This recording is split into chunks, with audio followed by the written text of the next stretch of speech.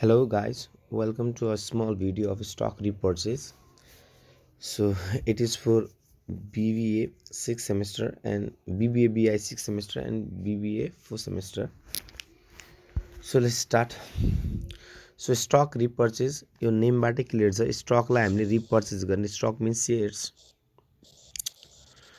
So शेयर्सलाई repurchase गर्ने so it means so let's start with the definition stock repurchase means stock repurchase means buying back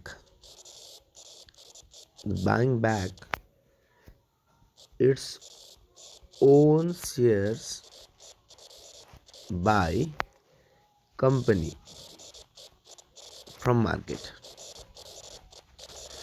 So यसलाई हामी बाइब्याक पनि भन्न सक्छौं. So stock repurchase means so कम्पनीले आफ्नो सेयर आफै वापस किन्नुलाई हामी बाइब्याक भन्छौं. नर्मली आफ्नो कम्पनीले आफ्नै सेयर कहिले पनि किन्न पाउँदैन. तर अगर यो memorandum of association or article of एसोसिएसनमा लेखिएको छ कि स्टक रिपर्चेज गर्न सकिन्छ भने चाहिँ बल्ल त्यो पावर एक्सरसाइज गर्न सक्छ कम्पनीले. सो यसलाई तिमीहरू पहिला पढ्थ्यौ as a treasury stock. It is also known as treasury stock. So किनेको सेयरलाई आफ्नो ट्रेजरी आफ्नो खजानामा पनि राख्न सकिन्छ. सो यसलाई ट्रेजरी स्टक भनेर फाइनान्समा यो शब्द सुन्नुभयो होला कि ट्रेजरमा कम्पनीको खजानामा यो राखिएको हुन्छ. सो ट्रेजरी अब यो त हामीले पढ्यौं कि कम्पनीले आफ्नो सेयरलाई वापस किन्नु, ट्रेजरी स्टकको रूपमा राख्नु अथवा बाइब्याक गर्नुलाई नै स्टक रिपर्चेज भनिन्छ. सो स्टक रिपर्चेज गर्छ किन त कम्पनीले? Reasons for बाइब्याक. सो म तपाईँलाई रिजन दिन्छु मेन इम्पोर्टेन्ट. किनभने चाहिँ बाइब्याक हामी पढिरहेको छौँ, ट्रेजरी स्टक भन्ने शब्दहरू धेरै सुनियो, तर यो बाइब्याक गर्नुको मेन रिजन्स जो 2-3 वटा तपाईँलाई इम्पोर्टेन्ट छ त्यो म भनिदिन्छु. सो मेन कुरा त फर इक्जाम्पल कम्पनीले 1 लाख सेयर्स इस्यु गरेको छ, 1 लाख सेयर्स इस्यु गरेछ @ 100 इज. सो कम्पनीसँग कति फन्ड होला? 1 करोड फन्ड होला. तर मानु कम्पनीलाई जम्मा चाहिएको थियो 70 लाख रुपैयाँ. जम्मा कम्पनीलाई चाहिएको कति लाख रुपैयाँ थियो? 70 लाख रुपैयाँ. तर कम्पनीले इस्यु कति गरिदियो? 1 लाख सेयर्स. मतलब कम्पनीसँग अहिले जो फन्ड छ त्यो फन्ड 1 करोडको अभाइलेबल छ. तर कम्पनीलाई चाहिएको रुपैयाँ कति थियो? जम्मा 70 लाख. त बढी सेयर इस्यु गरिदियो.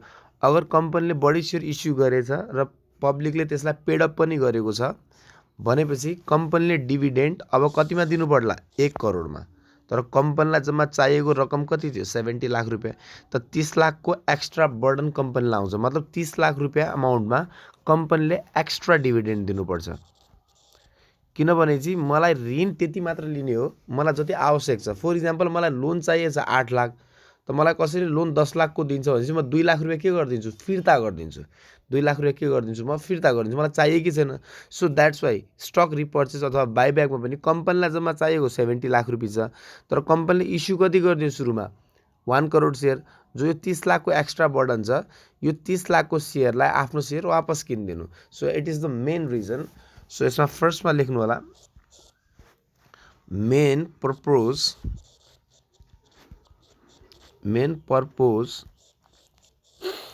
for buyback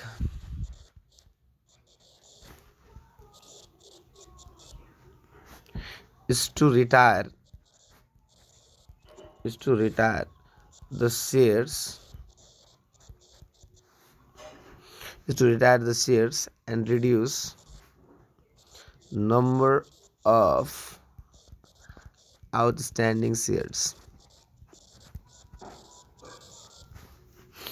which are not required.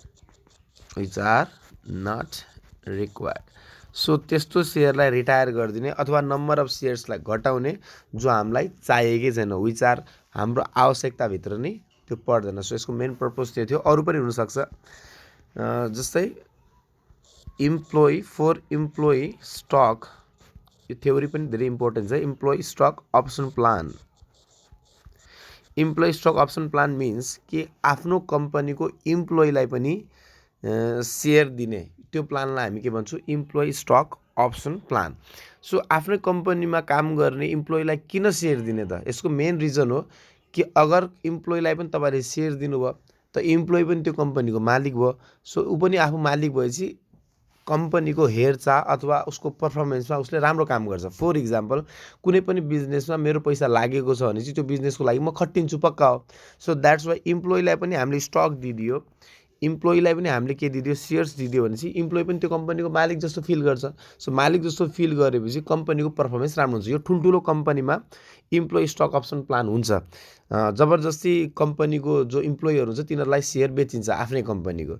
अनि बल्ल जस्तै तपाईँहरूको इन्सुरेन्स कम्पनीमा अहिले यो पपुलर छ, इन्सुरेन्स कम्पनीमा अहिले इम्प्लोइ स्टक अप्सन प्लान दिने गरेको छ नेपालमा पनि। किन चाहिँ इन्सुरेन्सको लागि मान्छे इम्प्लोइहरू खटियोस् भनेर, इन्सुरेन्स बढी बिजनेस लिएर आओस् भनेर।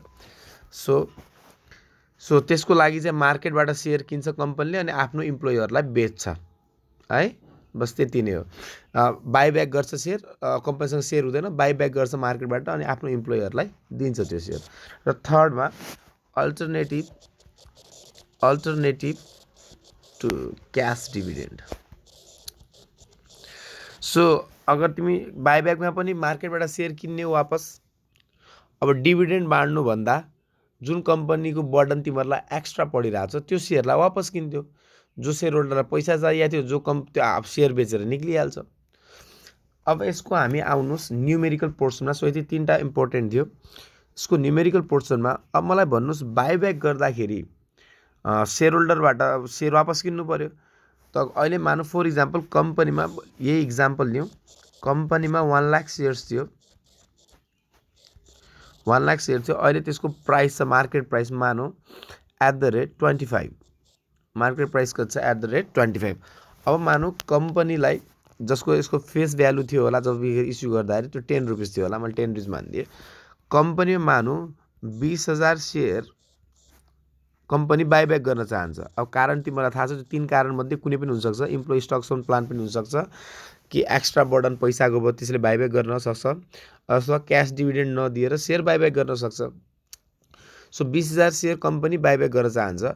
अब कम्पनीको मार्केट प्राइस कति छ अहिले सेयरको 25, यो फेस भ्यालु मलाई चाहिएको पनि छैन। सो कम्पनी 20,000 सेयर बाइब्याक गर्न चाहन्छ 25 रुपियाँमा। एउटा सेयर कति भयो 25 रुपियाँ, मार्केट प्राइस त यही हो। सो 25 भन्दा रिपर्चेस प्राइस जो सेयर बाइब्याक गर्ने 25 त मार्केटमा जसले बेचे पनि दिइरहेछ, स्टक मार्केटमा बेचे पनि 25 रुपियाँ जसले पनि दिइरहेछ। कम्पनीले आफ्नो सेयर यो वापस किन्दाखेरि 25 रुपियाँभन्दा अलि बढी पैसा दिनु पर्ला, 25 रुपियाँभन्दा अलि बढी पैसा दिनु पर्ला। सो त्यसको लागि हामी बनाउँछौँ यहाँ फर्मुला, अहिले हामी लेखौँला। फर्मुला बनाउनुभन्दा अगाडि म यहाँनिर यसलाई सल्भ गरेर देखाउँछु। कतिमा बाइब्याक, रिपर्चेस प्राइस कतिमा गर्ला, एउटा सेयर बाइब्याक गरेपछि रिपर्चेस प्राइस, यसमा यही हो इम्पोर्टेन्ट निकाल्नु। अब हेर्नुहोस् रिपर्चेस प्राइस म कसरी निकाल्छु। कम्पनीमा 1 लाखजना सेयर होल्डर ओल्ड पुरानो मान्छे छँदैछन् र तिनीहरूको एकजनाको पैसा 25 रुपियाँ हो। एकजनाको मान्छे पैसा कति हो 25 रुपियाँ। अगर मैले यसलाई यो 25 लाख रुपियाँ कतिजना भाग लगाउनु पर्ने हो, त्यो 1 लाखजना भाग लगाउनु पर्ने हो। सो अझ पनि 25 रुपियाँ नै आउँछ। कम्पनीको अहिले टोटल वेल्थ कति छ, 1 लाख सेयर्स इन्टु 25 त कम्पनीमा 25 लाख रुपियाँ छ। सेयर होल्डरको पैसा कति छ, यसको मतलब सेयर होल्डरको पैसा 25 लाख रुपियाँ छ। त्यो कसमा भाग लगाउनु पर्ने हो, 1 लाख सेयर होल्डरमा। ठिक छ। अब बाइब्याक गरिसक्यो भनेपछि अब कम्पनीले बाइब्याक गर्यो यो सेयर्स, कम्पनीले यो सेयर बाइब्याक गर्यो भनेपछि कम्पनीमा कति सेयर होल्डर रहन्छन्, एक्ज्याक्टली 80,000। सो यो सेयरलाई भाग गरिदियो, अब सबै पैसा त्यो पुरानो सेयर होल्डरको। सो यसलाई नै यसको फर्मुला रिपर्चेस प्राइस हुन्छ 25 लाख डिभाइडेड बाई 80,000। सो यसलाई म तपाईँहरूलाई क्यालकुलेट गरेर देखाउन सक्छु। 25 lakh divided by 80,000 shares. So कम्पनीले अगर यो सेयर किन्नु छ भने चाहिँ सेयर होल्डरबाट 31.25 मा किन्नु पर्ला। यसलाई फर्मुला बनाइदिउँ। रिपर्चेस प्राइसको फर्मुला इक्वल्स टु, यसलाई रिपर्चेस प्राइसलाई हामी पी स्टार भन्छौँ। सो एन इन्टु P0 होइन, price before buyback P0 means N भन्नाले total number of shares minus small n भन्नाले जति सेयर तपाईँहरू बाइब्याक गर्नुहुने हो। सो यो फर्मुला भयो, म त्यहाँ डिफाइन गरिदिन्छु। P star means repurchase price, N means total number of shares before buyback, N means small n means buyback shares, जति सेयर बाइब्याक गर्न चाहने हो। र अर्को के छ यसमा P0 price before buyback, price of shares before buyback. So यति स्मल कन्सेप्ट थियो यो। सो यसलाई तपाईँहरू कभर गर्नु होला। सो यसलाई तपाईँहरूले सल्भ गरे पनि हुन्छ। स्टक मतलब बाइब्याक गरेपछि बसेपछि न्युमेरिकललाई यो सोधेपछि 2 नम्बरको लागि आउने हो एक्जाममा। C price after repurchase, repurchase price कति हो सोध्छ। रिपर्चेस प्राइस पक्का पनि बढ्छ, किनकि 25 रुपियाँमा त जो कोही दिइरहेछ पैसा, त कम्पनीले आफ्नो सेयर वापस किन्नु पऱ्यो, अलिकता लोभ्याउनु पऱ्यो, पुरानो सेयरहरूलाई लोभ्याउनु पऱ्यो, तपाईँ आफ्नो सेयर बेच्नुहोस् भनेर, किन कम्पनीले बार बार तिनीहरूलाई डिभिडेन्ड दिनु नपरोस्। सो 25 रुपियाँमा कोही बेच्न तयार हुँदैनन् सेयर होल्डरहरू।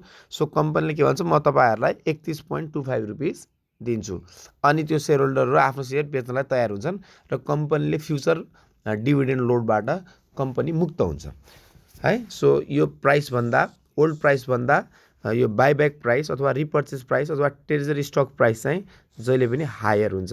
सो अलिकति लोभ्याउनु पर्ने हुन्छ। So thank you. सो यो कभर गर्नु होला।